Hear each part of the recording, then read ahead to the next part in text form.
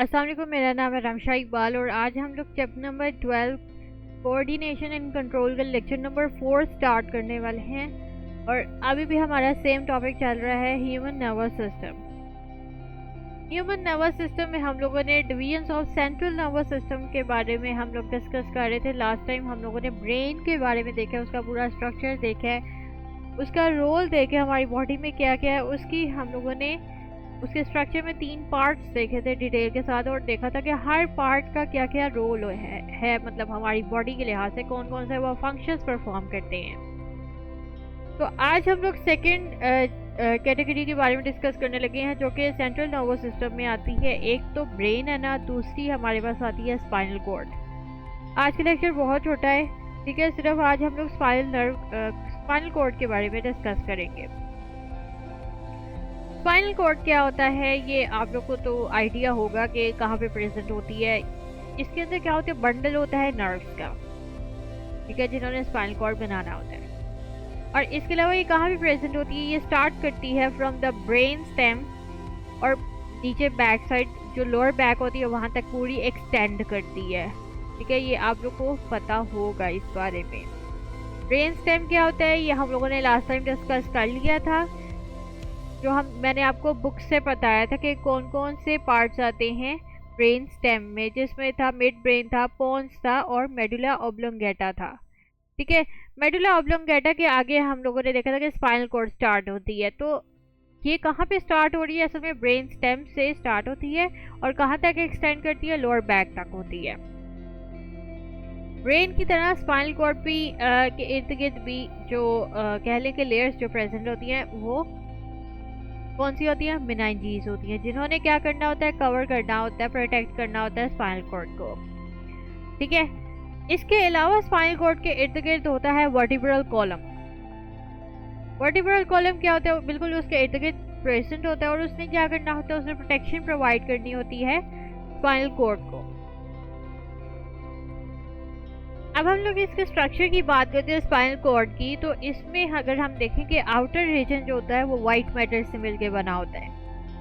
अच्छा, अब दोबारा से रिकॉल करें, हम लोगों ने जो लास्ट टाइम ब्रेन के बारे में डिस्कस किया था, हम लोगों ने देखा था सेरिब्रम में जो सेरिब्रल हेमिस्फीयर्स होती हैं उसकी जो अपर लेयर होती है वो कौन सी होती है, सेरिब्रल कॉर्टेक्स होती है, जो कि ग्रे मैटर से मिलकर बनी होती है। और ग्रे मैटर कौन से होते हैं, कौन सा मैटर था जिसके अंदर सेल बॉडीज होती है और नॉन मिलाइनेटेड एक्सोन्स होते हैं, ठीक है। उसकी जो नीचे लेयर थी वो किससे बनी हुई थी, वो व्हाइट मैटर से मिलकर बनी हुई थी, जिसके अंदर मिलाइनेटेड एक्सोन्स होते हैं। इसी तरीके से अगर हम लोग अगर स्पाइनल कॉर्ड में देखें तो आउटर रीजन जो होता है वो व्हाइट मैटर से मिलकर बना होता है, जिसके अंदर क्या है, मिलाइनेटेड एक्सोन्स होते हैं।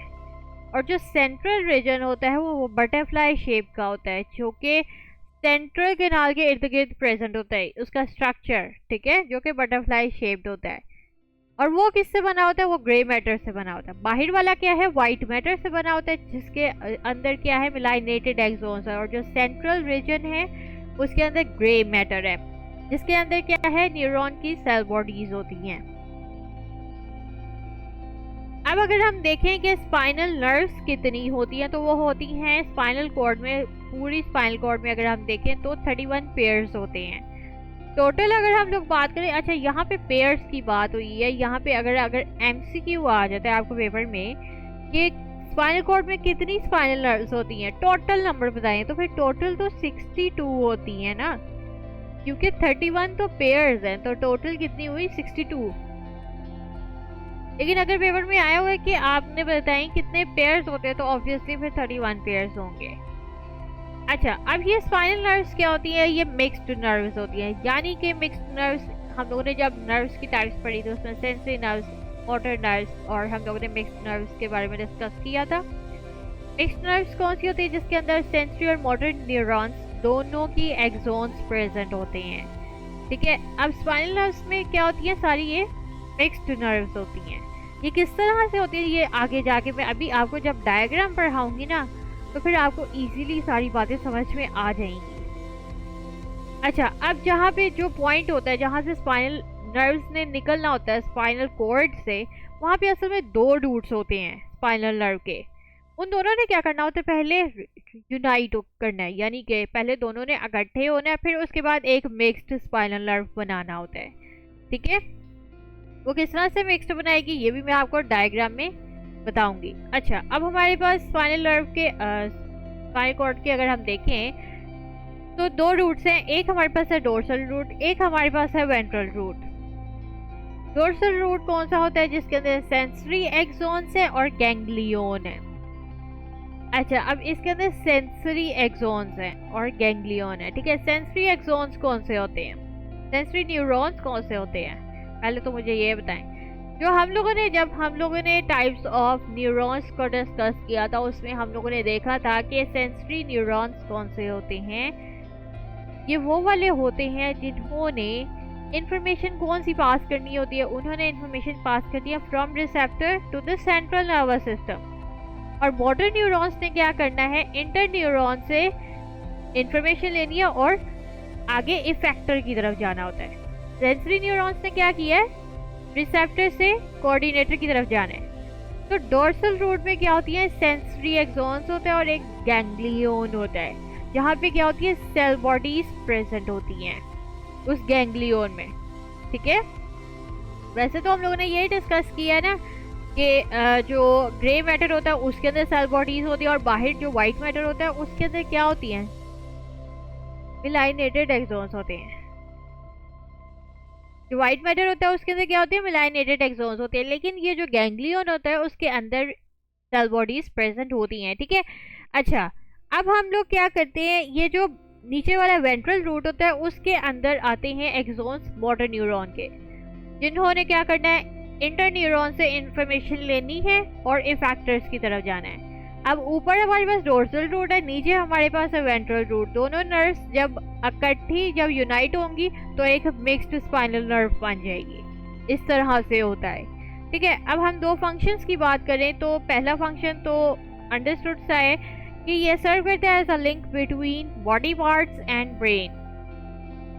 ठीक है, स्पाइनल कॉर्ड ने क्या करना है, उसने नर्व इम्पल्सेस को ट्रांसमिट करना है पूरे बॉडी पार्ट से ब्रेन की तरफ या ब्रेन से बॉडी पार्ट्स की तरफ, तो ये सर्व करता है एज अ लिंक कनेक्शन के तौर पे। ठीक है, दूसरा ये आता है it also act as coordinator, खुद इटसेल्फ भी एक्ट करता है एज अ कोऑर्डिनेटर। जो सिंपल हमारे पास रिफ्लेक्सेस आ जाते हैं ना, उस केसेस में सिर्फ स्पाइनल कॉर्ड जो है वो सर्व करता है एज अ कोऑर्डिनेटर, बट ज़्यादातर जो है वो ब्रेन ही सर्व करता है एज कोऑर्डिनेटर, एक्ट करता है एज अ कोऑर्डिनेटर। अच्छा, ये हमारे पास आता है डायग्राम।